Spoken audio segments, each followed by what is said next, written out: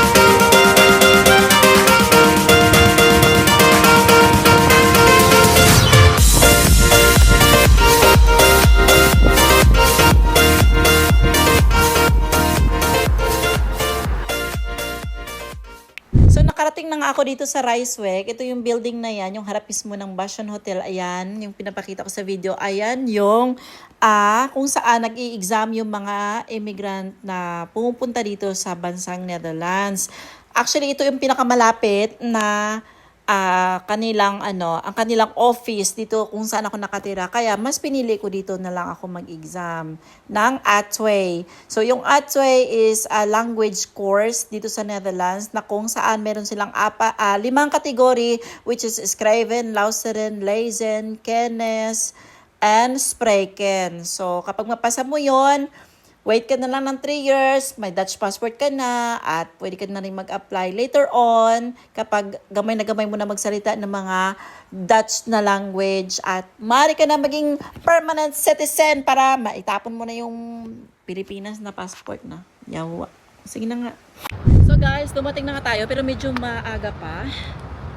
So, yes, maaga pa. So, ang building na pag-i-examan ko dito sa Riceweg kasi ako, is malapit sa McDonald's. So, magla-lunch muna tayo ngayon kasi alas 2 pa naman yung aking exam.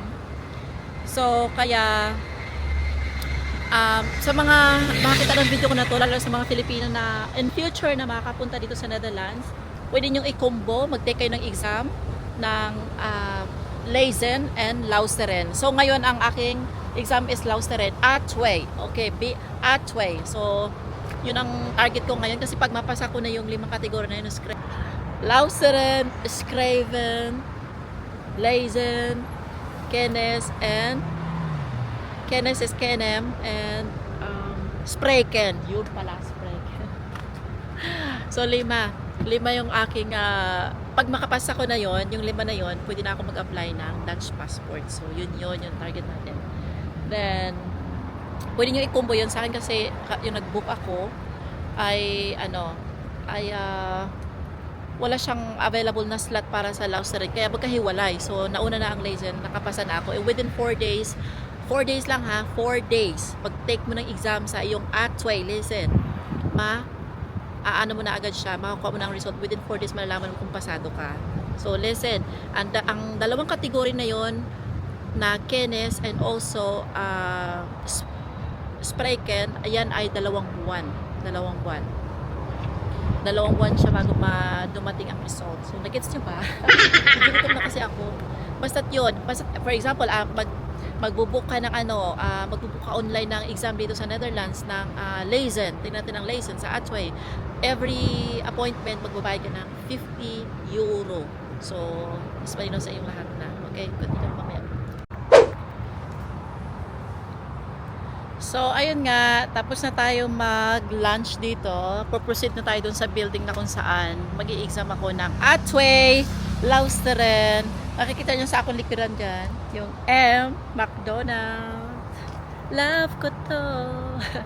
So, hindi nga ako pwedeng doon. Hindi ako pwedeng mag-shoot ng video. Alam nyo na, bawal.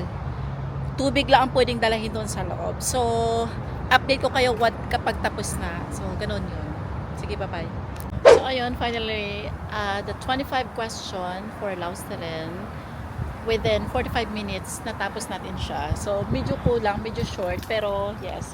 That's it for today. Sa mga future na mag-i-exam ng Atway, good luck, and I hope this video can be lead you and have information and idea. So thank you for watching. Don't forget to click and subscribe my YouTube account. Thank you so much. Bye. Have a nice day.